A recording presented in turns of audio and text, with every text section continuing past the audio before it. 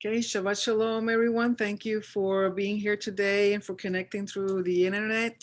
Today we'll be starting the Torah portion called Mishpatim. Mishpatim, which can be translated as just judgments or ordinances, depending on the Bible that you have.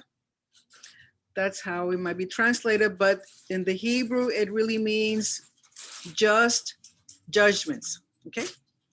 So, but before we start, I'm going to recite the blessing, and it says, Baruch atah Adonai Eloheinu melech haolam, asher kitshanu b'mitzvotav v'tzivanu la'asok b'divrei Torah. Blessed are you, O Lord our God, King of the universe, who sanctifies us with your commandments and commanded us to engage ourselves in the words of the Torah. Amen, amen, and amen. So as I was saying, is the Torah portion called Mishpatim, just judgments. And it's found in Exodus chapter 21, verse 1 through chapter 24, verse 18. And this Torah portion consists of many ordinances or laws that have to do with, it's part of what was given at Mount Sinai. Remember that last time we were reading about the Lord giving what's called the 10 precepts or the 10 commandments that were given on Mount Sinai. So this is kind of an extension or expansion of those 10 precepts. Because remember, there's a total of 613 commandments. And when you read or you study these commandments, you can kind of plug them in to those original basic 10 precepts, okay? So again, it's Exodus 21, verse 1, chapter 20, up to chapter 24, verse 18. And it says, these are the mishpatim, or the laws you are to set before them. And it starts speaking about the Hebrew servant. Now it's interesting that this is the first thing that the Lord expands in terms of explanation to the people of Israel, because they have just come out of slavery, so they understand what's going to be addressed here in this moment. Now, another thing that we need to understand, that the purpose of God providing all these mishpatim or all these laws is with the purpose to create a civil society, a structured and functional society based on justice, righteousness, equity, and equality. All these things are part of the covenant. This is part of what makes the kingdom of God different from the other kingdoms. It's all based on his righteousness and justice, equality, and equity for everybody, And so we're going to see some of the differences between the way the other cultures around Israel perceived some of these concepts in comparison to how the Lord brings it about with the people. Now, many of these mishpatim can be divided into what's called civil law, criminal law, or religious law, which I don't like the term religious. It's mostly laws pertaining to service to God, avodah, okay?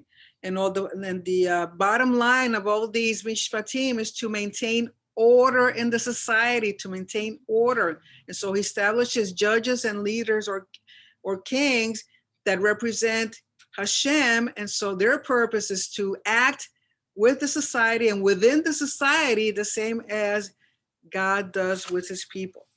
So going back to Exodus 21, verse 2 says, if you buy a Hebrew servant, first of all, it's not the term, I don't know why they put buy, because it's not really buying. You're not buying anybody. The person is going into servitude because they can't pay a debt. Now, most of these people that did this, that went into servitude to pay a debt, were mostly farmers.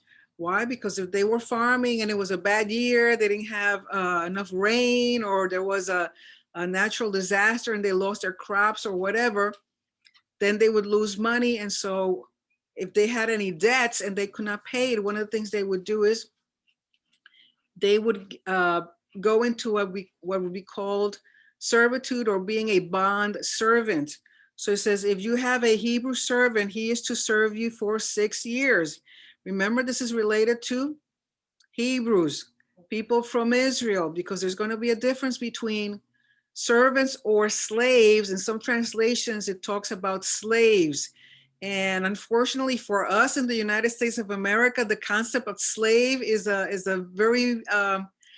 not a good thing for us. I mean, it brings very bad memories to a lot of people. It has to do with a lot of social division, and it brings other issues that really is not due to what God is speaking here, because this type of slavery or servitude into which the Hebrew people sometimes had to go into was because of to relieve the economy or relieve their finances or relieve a debt. It was not due to because racial issues or hatred of people or anything like that. It had to do mostly for financial reasons. So a Hebrew servant could only serve for 6 years, but in the 7th year, he will go free without paying anything. So if once 6 years have gone by and still the whole debt had not been paid, by the 7th year, this individual had to go be a free man again. So just those 6 years should be enough to pay off any debt that they had. Verse 3, if he comes alone, he is to go free alone. But if he has a wife, when he starts serving as a bond servant, he has a wife, he has a family, and sometimes they all had to go into this together, then she can go with him once he's free. If his master gives him a wife and she bears him sons or daughters, the woman and her children shall belong to her master, and only the man shall go free. Why? Because most likely this wife that was given to this Hebrew servant was a Gentile woman, was not a Hebrew woman. Why? Because had it been a Hebrew wife, she too would have left at the 7-year mark. But being a non-Hebrew servant, a Gentile servant who this master bought with his own money, she is in a way, in a sense, property of this individual. So she cannot go free at the 7-year mark. Why? Because remember, these are laws pertaining to the Hebrew servants or Hebrew slaves. Gentile slaves did not have this luxury, did not have, unless the master for whatever reason wanted to set them free. If not, these Gentile servants were always servants to their master. Verse 5, but if the servant declares, I love my master and my wife and children and do not want to go free, then his master must take him before the judges. Now, the only reason a Hebrew servant would want to stay is because one of the things that we're going to be reading further on is that any person that had to give themselves as a servant to pay a debt to this creditor, or which is here is being called a master, they had to be treated like family. Remember, these are Hebrews dealing with Hebrew servants. You treat this Hebrew servant like family. You cannot mistreat them. You cannot oppress them. So therefore, when this individual says, I want to stay, is because he is grateful to his master. He's grateful for the wife he acquired. He's grateful for the family he has, and he doesn't want to leave them. So the only way he could stay is if then the master and the Hebrew servant had to go in front of the judges, and then he would do the following. He shall take him to the door or the doorpost and pierce his ear with an awl. Then he will be his servant for life. So this was going to be a mark. Why? A mark to show before judges and witnesses that this individual who could have left to be again a free man at the 7-year mark wants to stay as a servant with his master or his creditor and stay with his family. So to be able to do that, it has to be done in a legal manner. But we will see that later on as we read more of the laws, that at the 50-year mark, the Jubilee, then everybody that was a Hebrew servant and they had already wanted to stay has the opportunity to leave at the 50th year of the Jubilee. Verse 7. Now you have to remember that these are things happening during this time and this culture. Some of the things we can apply or make them applicable to us in our modern day situation, depending on the type of law that it is. But most of this is more akin with what's happening during this time. Now, the difference that God is going to try to show to his people is that his laws protect human beings. The purpose of all these laws is to protect the dignity and the honor of all human beings. In the other cultures around Israel, they saw servants or slaves as property, as an item. To the other cultures and other places, these people had no value. But God here is showing that even if you're a servant, even if you're a non-Hebrew slave, any person has dignity and has honor and has to be treated as such. Why? Because every single human being has been created in the image and likeness of God. So the main purpose of all these mishpatim, in correlation with everything else that's going around in all the other cultures, is that it has to be based on justice and righteousness, equality and equity for all people. Verse 7. If a man sells his daughter as a servant, so here is a father giving his daughter. Why? Because he most likely has a debt to pay. So instead of himself going into servitude, he's giving his daughter with the intention that his daughter not only goes in as a servant, but gets married to either the master or the son of the master. She says she is not to go free as male servants do. In other words, not at 6 years or at 7 years. Why? Because the intention is that when she goes into servitude, that she'll eventually marry the master or the son of one of the sons of the master. If she does not please the master who has selected her for himself, he must let her be redeemed.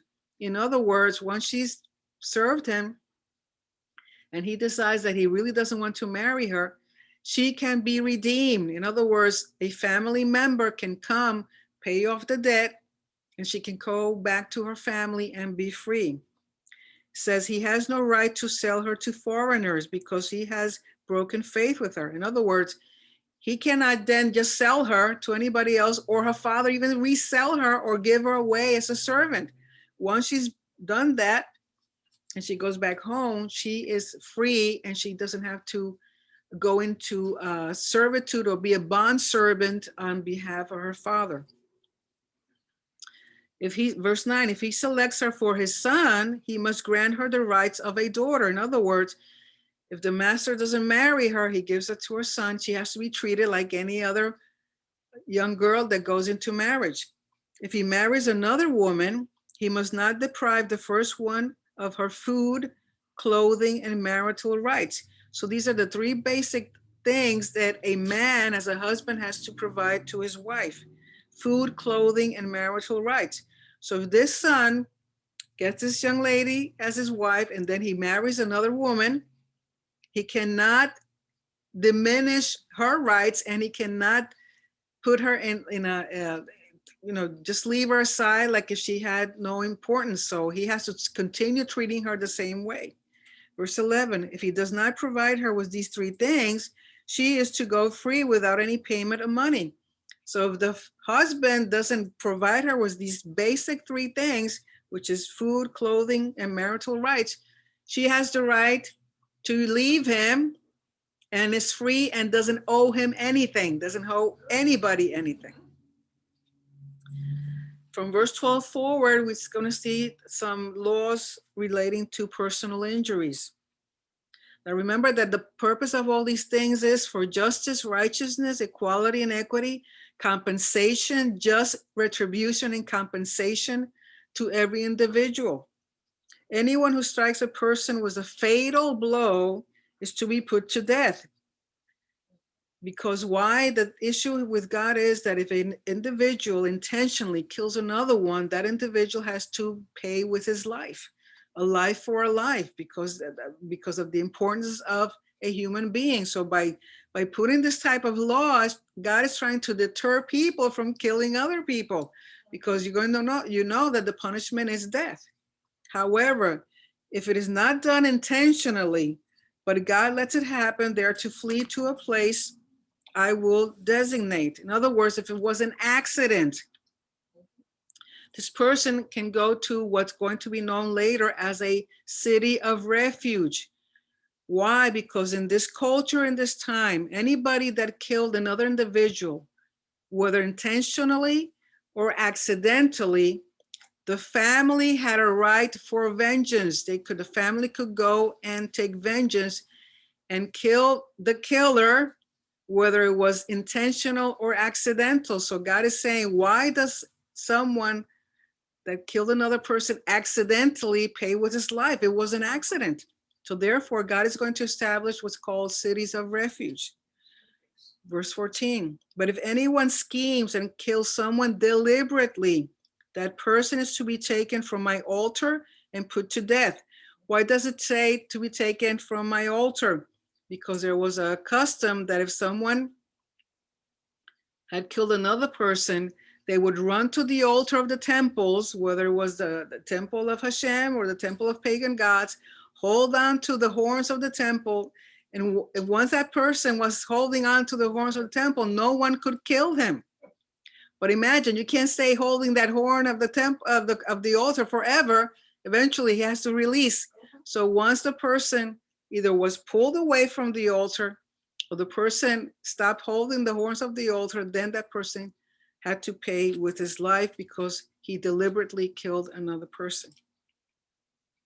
Verse 15, chapter 21, anyone who attacks their father or mother is to be put to death. Remember, to honor parents is part of the 10 precepts that God gave. So there's a lot of weight in honoring the parents. So anybody that attacks, in other words, mistreats physically his parents, according to this, has to be put to death. Anyone who kidnaps someone is to be put to death, whether the victim has been sold or is still in the kidnapper's possession. That is also one of the precepts that we read last week, where it says, you shall not steal. Remember, I had mentioned that it most likely is due to kidnapping. Today, it's what's called human trafficking. And we know that is a huge, huge issue around the world, and especially here in the United States. So those people that are doing that, the punishment is death. Verse 17, anyone who curses their father or mother is to be put to death. Why? Because it's understood that this curse is not just vocally cursing their parents, but with the intention also to do them harm. So God says that also is a type of violation that requires death as punishment. Verse 18, if people quarrel and one person hits another with a stone or with their fist, and the victim does not die but is confined to bed, the one who struck the blow will not be held liable if the other can get up and walk around outside with a staff. In other words, someone hits somebody with a stone, hurts him, doesn't kill the individual, but hurts him to a point that the individual eventually gets better and can continue with his life.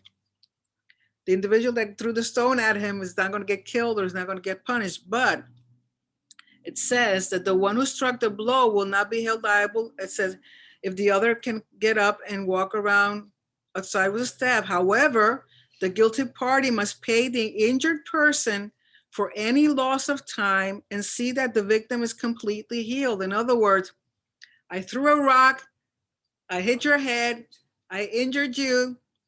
You have to go to the hospital, you have to get stitches, you can't work for a week, then I'm responsible to pay your wages and also pay for your medical bills. Again, it's just compensation. God is after justice. Verse 20, anyone who beats their male or female slave, and this is not the Hebrew slave or servant, but a Gentile slave or servant, with a rod must be punished if the slave dies as a direct result. In other words, even Gentile slaves, servants that are non-Hebrew slaves, if a master punishes them to a point that kills the slave, he has to pay with his own life. But they are not to be punished if the slave recovers after a day or two, since the slave is their property. In other words, these individuals, if they kill the slave, they're responsible to be punished the same way. But if they injure the slave, but the slave afterwards recuperates, then the master is not liable for any type of punishment because it's considered his property. But God is trying to make a distinction here, that even though they're called property because they were bought for a price, you still have to treat them with dignity and honor and not oppress them or mistreat them or treat them unjustly. Because if you're a part of the covenant with God and you're part of his kingdom, you are not allowed to do these things. Verse 22, if people are fighting and hit a pregnant woman and she gives birth prematurely, but there is no serious injury, the offender must be fined whatever the woman's husband demands and the court allows. But if there's serious injury, you are to take life for life, eye for eye, tooth for tooth, hand for hand, foot for foot, burn for burn, wound for wound, bruise for bruise. In other versions, it say that the pregnant woman was hit, she had a miscarriage, and the baby died. So according to this culture, during this time, there was more emphasis given to saving the wife. Why? Even though if the child was lost, then there would be a fine to the person that caused this injury. But if the woman dies because of this injury, then the individual that caused the injury of the woman has to pay with his life. Now, the thing that it says eye for eye, tooth for tooth, life for life, is not to be taken literally. But the way it's phrase is to show how grave, how severe these things are. They're not taken literally. What was done is that monetary compensation was given for any injuries that had to do with either eyes or tooth or hands or feet or things like that. The only time that it was exact measure, life for life, was when a person killed another person intentionally. That is the only time that there's a measure for measure in the terms that life for life. In other circumstances, it was monetary compensation, usually because if something happened to this individual, a hand was messed up, an eye or something like that, most likely this individual could not work anymore or probably could not do whatever, take care of themselves. And so there had to be some sort of compensation. Now, again, the thing is, the purpose is to make just retribution. Okay, so again, many people misunderstand this, and because it used to be around the cultures around Israel. Let's say someone accidentally ran over your foot and you had to have your foot amputated. The laws in the other culture was that they would do the same thing to you, even if it was an accident. If someone, let's say a person accidentally killed a son of another individual, that individual had the right to go and kill your son because you killed mine. So the issue was that God doesn't want that. God doesn't want that extreme of revenge or that extreme of retribution, but to give equal retribution. And that's going to be done with monetary compensation. Now, another thing that we need to understand is that this was not done as individuals to other individuals. All these issues had to be brought to the judges, and the judges were the ones that determined how much monetary compensation was to be given to the affected individual. Because the thing is to avoid giving too much compensation or too little compensation. It had to be equal retribution, equal compensation, so that no one would suffer loss. Again, it's about justice and righteousness. Verse 26, an owner who hits a male or female slave in the eye and destroys it must let the slave go free to compensate for the eye. And this here is in reference to Hebrew servants or Hebrew slaves. Why? Because a Gentile slave was not allowed to be left free no matter what. This is in reference to Hebrew servants. Verse 27, and an owner who knocks out the tooth of a male or female slave must let the slave go free to compensate for the tooth. Compensation was given to Hebrew slaves or servants. Verse 28, if a bull gores a man or woman to death, the bull is to be stoned to death, and its meat must not be eaten. Why? Because this bull killed a human being. Therefore, this bull has to be treated like an assassin up to a certain point. The bull has to be killed, and the meat cannot be eaten because of killing a human being. Verse 29, if, however, the bull has had the habit of goring, and the owner has been warned but has not kept it pent up, and it kills a man or a woman, the bull is to be stoned, and its owner also is to be put to death. Why? Because the bull had the habit of doing this, and the owner was told, hey, you need to take care of this. You can't just leave your bull loose and all around everywhere. You have to be responsible. But if the owner is negligent, knowing that this bull is ferocious or aggressive, instead of taking care of that issue, lets the bull run around to a point that kills an individual because he didn't take responsibility, the owner, both the bull and the owner have to be killed. Why? Because they killed another human being. The bull killed another human being, and then the owner was negligent, irresponsible.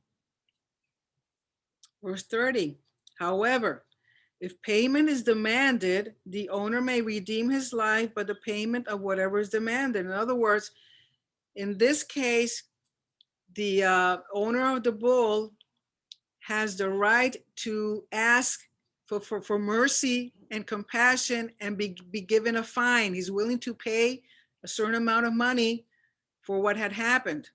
So again, this is something that's determined by the courts, by the judges.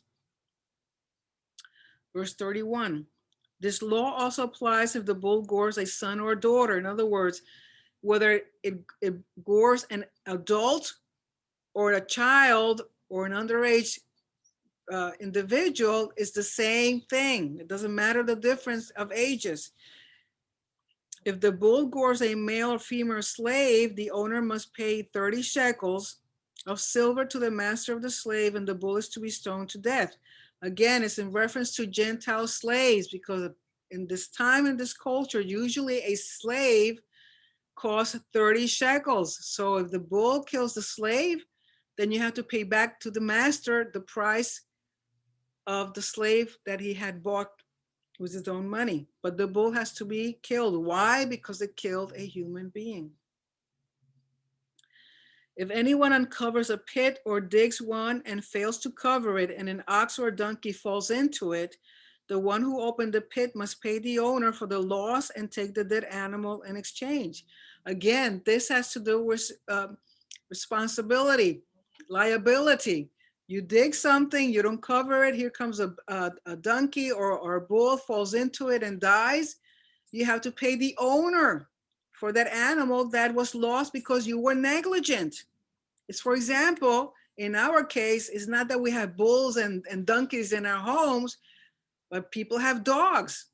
If you have a dog that is aggressive, that likes to bite, that likes to attack people, and you have it loose, or you don't do anything, you don't train your animal, and that animal all of a sudden just, let's say, jumps the fence and bites someone or might kill a child, you're responsible, you're liable for being negligent. So in that sense, again, the purpose is not to cause damage to people, cause damage to animals, or cause damage to property, because God gives importance to all these things. He gives importance to life. He gives importance to the things that we own, because he's the one that blesses us with things, and we have to know how to take care of it.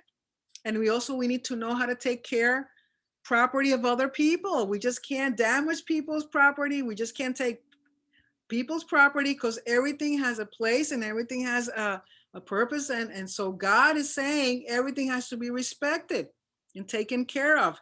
And you have to be responsible with what you have, being good stewards.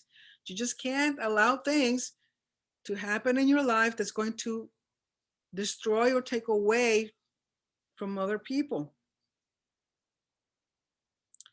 Verse 35, if anyone's bull injures someone else's bull and it dies, the two parties are to sell the live one and divide both the money and the dead animal equally. In other words, my bull killed your bull, and so what we do is take my bull, kill it, and divide the proceeds between the first individual that lost his bull and because it was my bull who killed yours. In other words, again, compensation, just compensation, doing justice to other people for their properties, for their loss. Then chapter 22 has to do with protection of property. Whoever steals an ox or sheep and slaughters it or sells it must pay back 5 heads of cattle for the ox and 4 sheep for the sheep. In other words, I take something that is not mine, that belonged to you, and I sell it and make a profit on it. You can't do that. He says, if you do that, then you're going to have to pay 5 times or 4 times whatever you apparently gained from something that was not yours. It's like if right now I go somewhere and I take somebody's car and sell it and take the money for myself. That is absolutely crazy. You can't do stuff like that. Verse 2, if a thief is caught breaking in at night and is struck a fatal blow, the defender is not guilty of bloodshed. But if it happens after sunrise, the defender is guilty of bloodshed. What does this mean? You have to understand, they're making a difference between a burglar coming in the house at night and one coming in during the day. At night, the burglar knows that most likely the family is home sleeping. So there's a possibility that this burglar, besides coming to steal, might kill somebody. So the owner of the house has the right to defend himself. And if he kills the burglar, then he's not liable for that death because he was defending his home and his property and his family. But if it happens during the day, most likely this individual wants to come in and steal, but it's not, the intention is not to kill anybody. Of course, today in our society, that's not the way it works. They come in at any time and kill anybody, however it is. But during this time, there was a difference, because if you were able to see the individual, you were able to try to convince the individual not to do what he was planning, or the individual, you scare him enough that he leaves, there's no need to kill the burglar. Okay, so again, and today in our society, we have to be aware of the laws pertaining to that for our states, in our counties, in our homes, because unfortunately, many times we see that the burglar is the one that comes out justified, while the defender of the house is the one that goes to prison.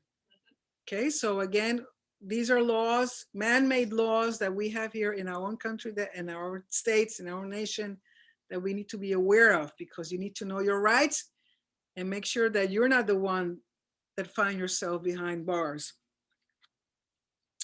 And it says, and anyone who steals must certainly make restitution, but if they have nothing, they must be sold to pay for their theft. So let's say this thief was found, it was daytime, you found the thief, you got hold of the thief, you didn't have to kill the individual, but then he cannot pay back for what he was trying to steal, or he was able to steal and then he was found with the property or whatever. The individual, he doesn't have anything to pay you back. This person could go into bond servitude, the same thing like a Hebrew slave, goes in there to serve, to pay for the debt. If the stolen animal is found alive in their possession, whether ox or donkey or sheep, they must pay back double. So if you do find a thief and he has one of your animals, he has to pay back with double of what he had taken. Verse 5, if anyone grazes their livestock in a field or vineyard and lets them stray and they graze in someone else's field, the offender must make restitution from the best of their own field or vineyard. So if you have a cow, or let's say you have goats, and your goats are loose and they go into your neighbor's property and they eat up all the lettuce and all the things that he had sown and all the tomatoes and all the peppers, and then you're at fault because you let your goats go into your neighbor's yard and they ate everything. And so you have to pay back with the best of what you have. Give them back the best of what you have. Again, just restitution. Verse 6, if a fire breaks out and spreads into thorn bushes so that it burns shocks of grain or standing grain or the whole field, the one who started the fire must make restitution. The same thing. You start a fire and let's say that fire gets out of hand and it goes into your neighbor's yard or whatever property, and he already had harvested grain. He has all these stacks of grain and food and whatever, and all that gets burnt. You're responsible to pay back, to make restitution.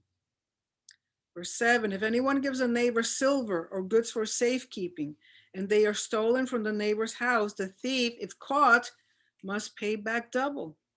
But if the thief is not found, the owner of the house must appear before the judges, and they must determine whether the owner of the house has laid hands on the other person's property.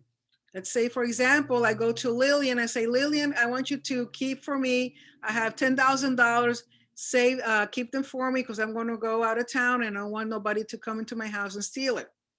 And let's say, unfortunately, a thief comes into Lillian's house and steals my money. Okay. So, but the thief, we can't find him.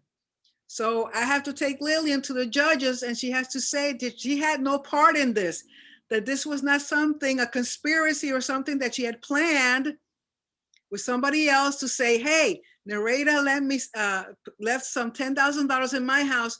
You come in, you take it, and then we'll split it. And I'll say it was stolen. We can't find you. And so no problemo. But here, to make sure that the person with whom I left the money or left my property is not lying, this individual, I'll have to take Lillian to the judges, and she has to swear by the name of HaShem that she's not involved in this thing. Why?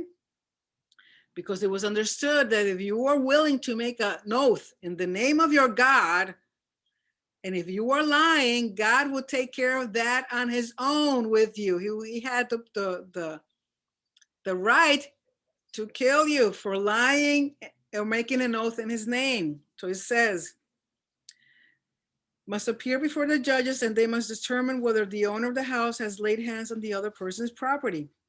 In all cases of illegal possession of an ox, donkey, sheep, garment, or any other lost property about which somebody says, this is mine, both parties are to bring their cases before the judges. The one whom the judges declare guilty must pay back double to the other. In other words, I take something, I lend it to somebody, and that person's at that one point says, oh no, this is mine, this is not yours. And no, this is mine. So it goes back and forth. I have to go to the judges. And the judges have to determine exactly who is the right owner of that property. Verse 10, if anyone gives a donkey, an ox or sheep or any other animal to their neighbor for safekeeping, and it dies or is injured or is taken away while no one is looking, the issue between them will be settled by taking an oath before the Lord that the neighbor did not lay hands on the owner's person's property. The same thing like I was saying about the money. The owner is to accept this and no restitution is required.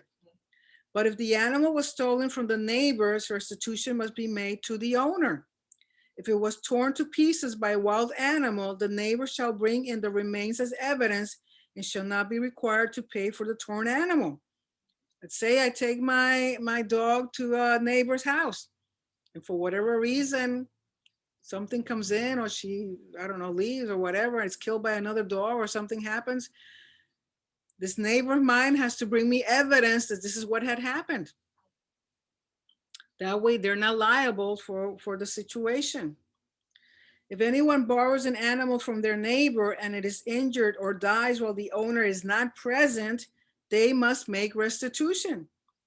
But if the owner is with the animal, the borrower will not have to pay. If the animal was hired, the money paid for the hire covers the loss.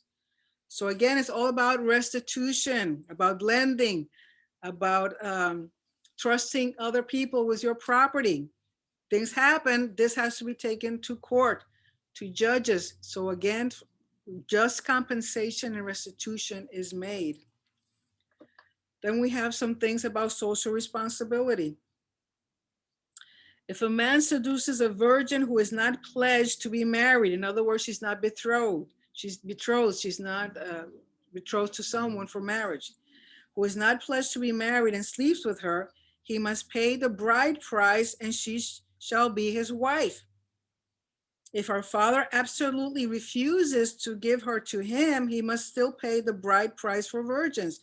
In other words, this guy comes in, sleeps with this young girl, and now he has to marry her because he slept with her. And he also has to pay a bridal price. But if the father of the girl says that he doesn't want him to be her husband, still the guy has to pay a bridal price. Why? Because she's no longer a virgin and it's going to be hard for the father to have someone else marry her. Okay, so this is again restitution. Verse 18, now these few things that it's going to mention are completely prohibited by the Torah, because these were things that were allowed in other cultures around Israel. So do not allow a sorceress to live. Nothing that has to do with witchcraft, with magic, with divination was allowed according to the Torah. These people had to be killed. Anyone who has sexual relations with an animal is to be put to death. Bestiality. Why? Because around these cultures, some places it was allowed to have sex with certain animals. For example, there was a culture that allowed having sex with horses and cows. Other animals, no, but it was okay with horses and cows. But God is saying you don't have any kind of sexual relationship with any animal. Verse 20, whoever sacrifices to any god other than the Lord must be destroyed.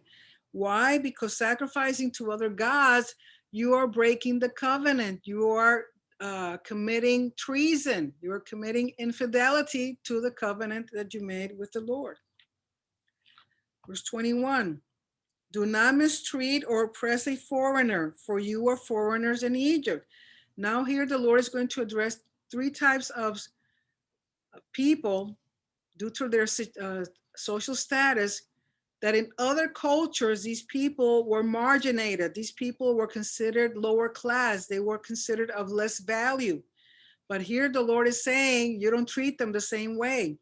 So you cannot mistreat or oppress a foreigner. Verse 22, do not take advantage of the widow or the fatherless. If you do and they cry out to me, I will certainly hear their cry. Because these individuals do not have a covering. They don't have someone to protect them. They don't have someone to defend them. A stranger that comes to a strange country, doesn't know anybody, has no legal protection. A widow doesn't have a husband to protect her, doesn't have a husband to defend her. A fatherless or an orphan doesn't have parents to defend them, to protect them. So God is their protector and God is their defender. So he says, you don't mistreat these people, because these people were mistreated and oppressed in other cultures. Because he says, if they cry out to me, I will hear their cry. 24, my anger will be aroused and I will kill you with the sword. Your wives will become widows and your children fatherless. So remember that God is real big on taking care of the stranger, the widow, and the orphan. Verse 25. If you lend money to one of my people among you who is needy, do not treat it like a business deal. Charge no interest. Again, God is making a distinction here. If you're lending money to people within your community, they're also in covenant with me, or that have they're poor or have a really detrimental financial situation, you don't abuse that situation and charge them interest. Like we know today, especially people that have bad credit and they take a loan, the interest rate is skyrocket. It's unbelievable. Instead of making it easier for them, they make it worse for them. So God's saying you don't do that with your brothers. You don't do that with people within your community who are also in covenant with me. So this is Hebrews with Hebrews. That means that if the person you make a loan is not a Hebrew, is not a person that is in covenant with HaShem, with you, then you can charge interest. But here he's speaking about your own people, the people that, especially those that are needy. It says, if you take your neighbor's cloak as a pledge, return it by sunset, because that cloak is the only covering your neighbor has. What else can they sleep in? When they cry out to me, I will hear, for I am compassionate. Because it was a custom, somebody that had a debt, they could use their cloak as a guarantee, as a pledge. But the issue was that these people, most of the time, didn't have a lot of clothing. This was their only cloak that they had. And the cloak that they used during the day also served as a covering at night. It was like to cover themselves, to protect themselves from the cold. So they're saying, if you give me this as a pledge during the day, by sunset, I have to return it to you so you can sleep. It's about mercy and compassion. You just can't let this poor person sleep without any covering, suffering from cold and other things. Again, God is what is trying, in terms for us, the way we apply it is, whatever we do for other people, whether it's loans or taking pledges for them or for something, some debts, we do not abuse the situation, especially if the person is a person that's in need. You don't take advantage of the poor. You don't take advantage of the weak. You don't take advantage of the needy. Why? Because we're in covenant with the God of Abraham, Isaac, and Jacob, who is a just, righteous God. So whatever you do has to follow that same pattern. If you abuse and if you oppress and if you are unjust and these people cry out to God, you're the one that's going to be in trouble with the Lord. And he will make sure that you pay for it. Verse 28, do not blaspheme God or curse the ruler of your people. You don't curse the rulers. In other words, it's speaking about, remember that God establishes judges and leaders. And if these judges and leaders are working according to Torah and you curse them for whatever reason, you're basically cursing God because they're the representatives of God. Of course, if they're working according to the Torah. So you're not allowed to do that. It says, do not hold back offerings from your granaries or your vats. In other words, let's say, of course, these are agricultural times. People have lots of granaries and wine and olives and things. The first fruits. If it's time to bring the first fruit, don't take your time to bring it when you know you're supposed to bring it as soon as possible, because this is offerings to the Lord. It says, you must give me the firstborn of your sons. Do the same with your cattle and your sheep. Let them stay with their mothers for 7 days, but give them to me on the 8th day. Again, this is part of the Torah law that all firstborn belongs to the Lord. If it's a son, you have to redeem him. If it's an animal, a firstborn animal, that belongs to the Lord. You allow that animal to stay with its mother for a week, and then you're supposed to bring it to the temple because it belongs to the Lord.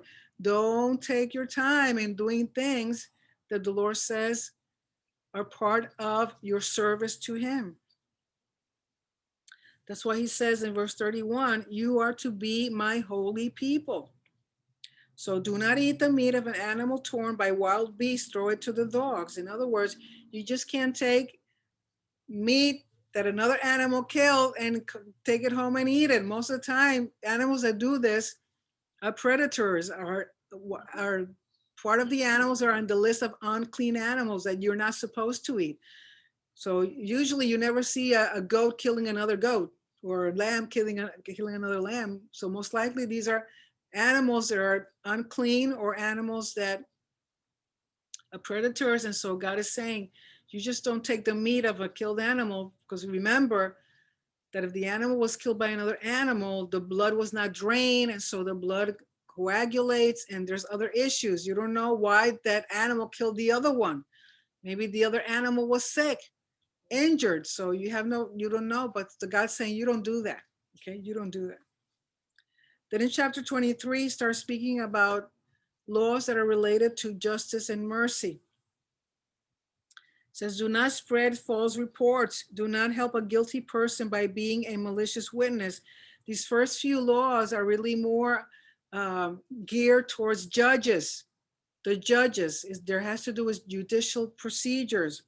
So he says, basically to a judge, he's saying, do not spread false reports. Do not help a guilty person by being a malicious witness. Do not follow the crowd in doing wrong. When you give testimony in a lawsuit, do not pervert justice by siding with the crowd, and do not show favoritism to a poor person in a lawsuit. In other words, if you're a judge, you cannot let yourself go with the majority of what the people say. Or if they're saying something false and you know it's false and you go with it. Or if it's somebody that's rich, that's been able to hire a whole bunch of lawyers, you don't fear this person because of all that money and all those lawyers, and then just accuse the poor person to get out of the way. So as a judge, you have to be truly just and righteous in your decisions because you're representing HaShem. Verse 4, if you come across your enemy's ox or donkey wandering off, be sure to return it. If you see the donkey of someone who hates you falling down under its load, do not leave it there. Be sure you help them with it. So here's talking about people that say, let's say it's a judge that he's got enemies because of his rulings, but he sees this person that is animal is wandering off, or this animal has fallen down because of the load. He says, you still help them. It doesn't matter if they don't like you or you don't like them. You have to be compassionate about the animal more than anything else. Verse 6, do not deny justice to your poor people in their lawsuits. Have nothing to do with a false charge, and do not put an innocent or honest person to death, for I will not acquit the guilty. How many times we see people that have been sent to prison and they've been innocent? Many times it has to do because either they're poor, that he couldn't afford a good lawyer, and if you know it and you still send them to prison, or you send them to the death penalty, to give them death penalty, God is going to, you can bet God is going to take charge of that, and he's going to bring retribution, just retribution. So he's telling these people, don't do those things. Says, do not accept a bribe, for a bribe blinds those who see and twist the words of the innocent. In our justice system today, of course, none of our justice system in this nation is according to Torah, but according to what man thinks is his justice and righteousness. We know that a lot of these things that God's saying don't do is being done today. It says, do not oppress a foreigner. You yourselves know how it feels to be foreigners, because you were foreigners in Egypt. God is very mindful of foreigners, people that come to a foreign nation, that are by themselves, that have, maybe they don't know well the language. We cannot abuse or oppress these people. Then he starts talking about Sabbath laws. Verse 10, for 6 years you're to sow your fields and harvest the crops, but during the 7th year, let the land lie unplowed and unused. This is what's called the Shemitah. The Shemitah year is the 7-year cycle in which the 7th year, the land has to be let to rest. You cannot harvest and you cannot sow. And we know that because Israel did not do this when they went into the land, when with Joshua, after they came into the land and they settled the land, they didn't do this. And so what happened? They were exiled to Babylon. Part of the exile to Babylon was because they never let the land rest. That's why there were 70 years of being exiled. He says, then the poor among your people may get food from it, and the wild animals may eat what is left. Do the same with your vineyard and your olive grove. In other words, in the 7th year, if there's any harvest left, if there's any fruit, any produce, or if something grows of its own, you don't harvest it. You leave it there. What? For the people. Anybody that passes by and they want to eat of it, they can eat of it. If there's animals and they pass by, they want to eat of it, they can eat of it. because at that point the land is resting and everything there belongs to anyone who needs it. Then he says, 6 days do your work, but on the seventh day do not work, so that your ox and your donkey may rest, and so that the slave born in your household and the foreigner living among you may be refreshed. So this is again counter culture. Why? Because all the other cultures did not have this. They didn't care about their slaves. They didn't care about their animals. They had them working day and night, 7 days, 24 hours a day.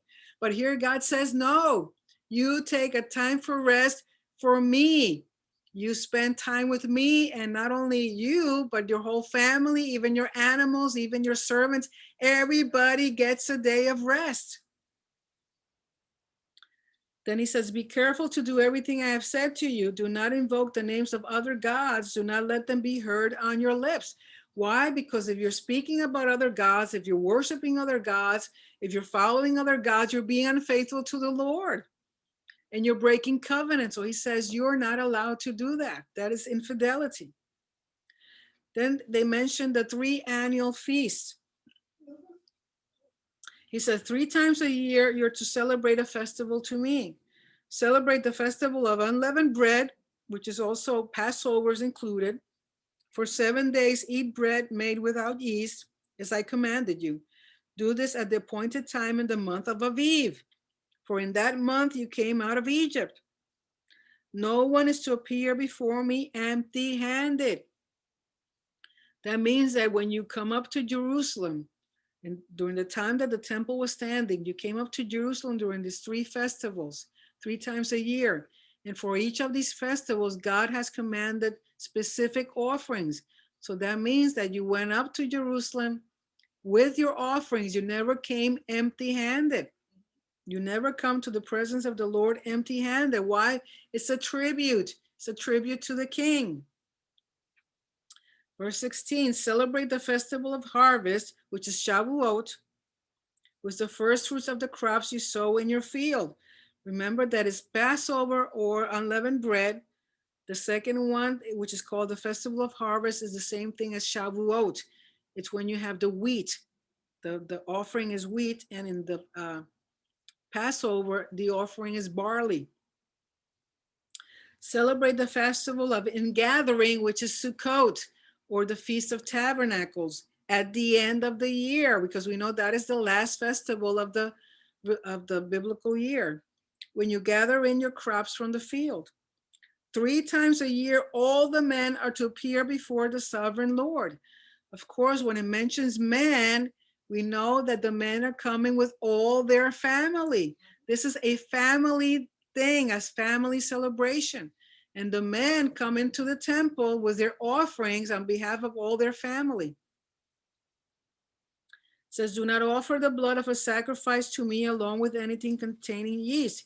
We know that none of the offerings that are brought to the Lord during these festivals, or even any offering in the temple, you could not use yeast. Why? Or leaven, because the other cultures around Israel would use leaven for their offerings to their pagan gods.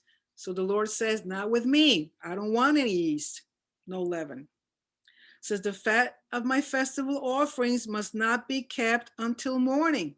In other words, there were certain offerings that had to be burnt the same day that they were offered. You could just not leave them for the next day, because then it would make invalid the offering. It says, bring the best of the first fruits of your soil to the house of the Lord your God. From any offering that you brought, you always brought your best to the Lord. You always gave him the best. Remember, he's the one that's providing things for us. And all we're doing is giving back to him what already belongs to him. So when we bring it, we bring the best. And then it says, do not cook a young goat in its mother's milk. Now, this today is interpreted as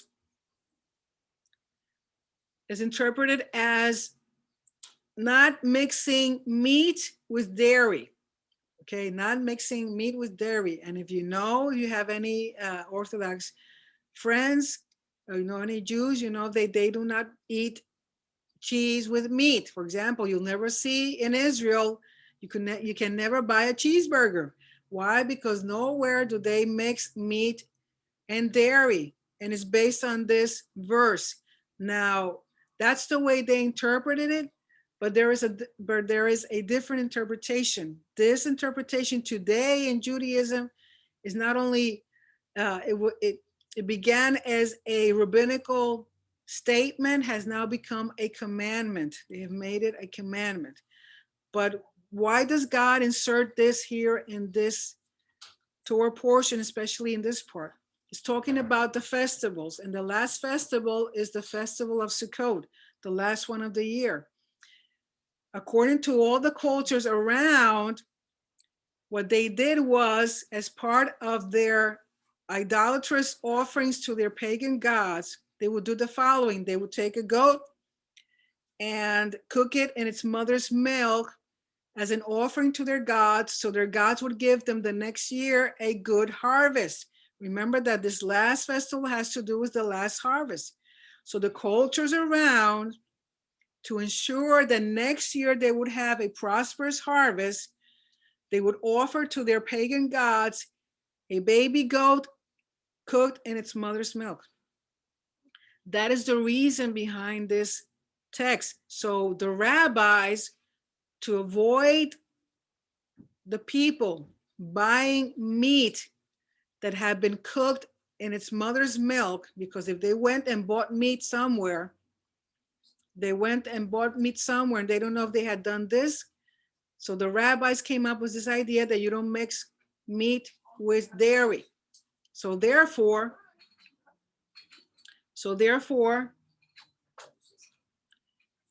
they come up with the idea you cannot mix meat with dairy. So that's the concept that was a traditional rabbinical idea and has become a commandment. So therefore, if you go to Israel, you'll never find anywhere where they'll mix meat and dairy. But we know that at one point when Abraham received the angels that were visiting, he cooked meat and dairy at the same time he gave to Abraham the angels that were visiting Abraham. But that's the reason behind this. And then he says in verses 24, where he's speaking about the angel of the Lord, or the angel that is going to provide protection and guidance for them. And it says in verse 20, see, I am sending an angel or messenger ahead of you to guard you along the way and to bring you to the place I have prepared. You have to understand that this angel or this messenger is the messenger of the covenant, or is the messenger or the prince of the covenant. It's kind of like a pre-Yeshua. It's a visible form. It's a visible form of the Lord, but it's not the Lord himself. So it says, I'm sending the messenger ahead of you to guard you along the way and to bring you to the place I have prepared. Pay attention to him and listen to what he says. Do not rebel against him. He will not forgive your rebellion, since my name is in him. If you listen carefully to what he says and do all that I say, I will be an enemy to your enemies and will oppose those who oppose you. My messenger will go ahead of you and bring you into the land of the Amorites, Hittites, Perizzites, Canaanites, Hivites, Jebusites, and I will wipe them out. Do not bow down before their gods or worship them or follow their practices. You must demolish them and break their sacred stones to pieces. Worship the Lord your God, and his blessing will be on your food and water. I will take away sickness from among you, and none will miscarry or be barren in your land. I will give you full lifespan. In other words, he's saying you're going into the land that has been already people living there that are idolatrous, that have all these pagan gods, all these pagan temples, all these pillars, all these things. He says, you go in, but you're not going to mix. You go in and you're not going to follow their ways. You go in and you're going to follow the messenger that I'm sending with you, because this messenger is going to protect you. He's going to guide you. You're going to be able to conquer the land, and you'll be prosperous and you'll be fruitful and you'll multiply, and I will bless you if you obey. So the purpose of this messenger is to make sure they get to the land and that they follow the way of the Lord, that they do not assimilate with all these cultures They're completely opposite of what the Lord wants. Cultures are dedicated to other gods, to other things that the Lord says you don't do that. He says, I will send my terror ahead of you and throw you into confusion every nation you encounter. I will make all your enemies turn their backs and run. I will send a hornet ahead of you to drive the Hivites, Canaanites, Hittites out of your way. Why the hornet? Because I was reading that during this time, there used to be a type of hornet that sometimes would multiply a lot and would get into the people's homes and everywhere, and to the point that they couldn't get rid of it and they would run out of their homes. It was a hornet that basically brought terror to the people. So the Lord says, I'll take care of that. But I will not drive them out in a single year, because the land will become desolate and the wild animals too numerous for you. So if they go in and there's no people, they're going to find just animals, wild beasts. Little by little, I will drive them out before you until you have increased enough to take possession of the land. I will establish your borders from the Red Sea to the Mediterranean Sea and from the desert to the Euphrates River. I will give into your hands the people who live in the land, and you will drive them out before you. Do not make a covenant with them or with their gods. Why? Because you already have made a covenant with God. Therefore, if you don't follow that covenant, if you break that covenant, you're committing treason. You're being unfaithful. Do not let them live in your land, or they will cause you to sin against me, because the worship of their gods will certainly be a snare to you. Then the Lord said to Moses, now this is going to be the ceremony to confirm the covenant. Chapter 24 deals with the ceremony to confirm the covenant. It says, then the Lord said to Moses, come up to the Lord, you and Aaron, Nadab, and Abihu, and 70 of the elders of Israel. Now remember that these people are going to be in the middle of the mountain, which represents the holy place. Okay, because the bottom of the mountain is the outer court, the middle of the mountain is the holy place, and then the top of the mountain is the Holy of Holies. It says you're to worship at a distance, but Moses alone is to approach the Lord. The others must not come near, and the Lord may not come up with him. When Moses went and told the people all the Lord's words and Torah, they responded with one voice, everything the Lord has said, we will do. Moses then wrote down everything the Lord had said. He got up early the next morning and built an altar at the foot of the mountain and set up 12 stone pillars. The purpose of building the altar is that because the altar there represents the authority and the presence of the Lord. And then the stone pillars represents each of the tribes. Verse 5, then he sent young Israelite men, and they offered burnt offerings and sacrificed young bulls as fellowship offerings to the Lord. Remember that these fellowship offerings is the Shalomim offering, which is the only one that can be eaten. Moses took half of the blood and put it in bowls, and the other half he splashed against the altar. Here says splash, but it's the right term is sprinkled. Then he took the book of the covenant and read it to the people. They responded, we will do everything the Lord has said, we will obey. This is the third time the people make that affirmation that whatever God says, they will obey. Moses then took the blood, sprinkled it on the people, and said, this is the blood of the covenant that the Lord has made with you in accordance with all these words. Why blood? Because the blood is what confirms the covenant. You cannot make a covenant without blood. So he takes blood, puts some on the altar, and he sprinkles on the people. Why? Because that blood from the altar and the people is what's making the connection. It's what's unifying both God and the people into one in this covenant.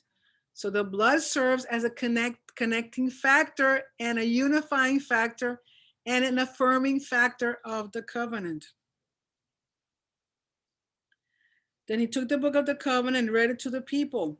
They responded, we will do everything the Lord has said, we will obey. And this is why he says, this is the blood of the covenant. If you remember, this is similar to what Yeshua said when he was celebrating Passover, that his blood was the blood of the covenant. Moses and Aaron, Nadab and Abihu, and the 70 elders of Israel went up and saw the God of Israel.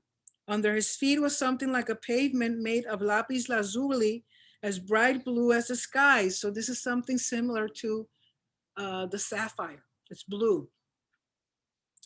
But God did not raise his hand against these leaders of the Israelites. They saw God and they ate and drank. When it says they saw God, remember that this is something out of the ordinary, supernatural. So they're seeing God with their spiritual eyes, not really with their physical eyes. Because in other places in the Torah says that anybody that you try to see God, you'll die. But here the Lord understands that this is part of the covenant. Eating a meal, celebrating is part of the covenant. The Lord said to Moses, come up to me on the mountain and stay here, and I will give you the tablets of stone with the Torah and commandments I have written for their instruction. Then Moses set out with Joshua his aide, and Moses went up on the mountain of God. He said to the elders, wait here for us until we come back to you. Aaron and Hur are with you, and anyone involved in a dispute can go to them. In other words, he's leaving Aaron and Hur, who is the son of Miriam, in charge of the people while he's up in the mountain. When Moses went up on the mountain, the cloud covered it, and the glory of the Lord settled on Mount Sinai. For 6 days, the cloud covered the mountain, and on the 7th day, the Lord called to Moses from within the cloud. So for 6 days, Moses was there waiting, but I'm sure that during the time he's preparing himself to see what he's going to see and to hear what he's going to hear. So once he was ready, God calls him into the cloud. To the Israelites, the glory of the Lord looked like a consuming fire on top of the mountain. So the people that are down and below, on the bottom of the mountain, when they will look up, what they would see was a fire. So in there is Moses, in that fire, in that cloud with the Lord. So we have to understand that Moses is walking into a different dimension. He's walking into eternity. He's walking directly into the presence of the Lord. He's going to see the heavenly temple. Why? Because that's going to be the model that he's going to use for when he comes back to start the building of the tabernacle. Then Moses entered the cloud as he went up on the mountain, and he stayed on the mountain 40 days and 40 nights. Now we know that there he wasn't, they say he wasn't eating or drinking, but we know that probably these 40 days and 40 nights might have been a few hours to Moses, because this is a dimension outside of time. It's eternity where he's walking into the very presence of the Lord. So he's up there for 40 days and 40 nights. And with that is the end of this Torah portion. And again, I know it might sound a little bit dry, or kind of things that we might not understand, or some things that we cannot apply today. But the bottom line of all these Mishpatim is a purpose to teach us about justice and righteousness, equality and equity for everybody, for every single human being, even protection of animals, protection of property, to do just retribution, compensation. Why? Because everything is important in the eyes of the Lord. We cannot abuse, we cannot oppress, we cannot be unjust. If we say we're in covenant with the Lord, we need to follow his rulings, because that's what makes us different from other cultures and makes us unique as a people of the Lord. So if there's any questions or comments.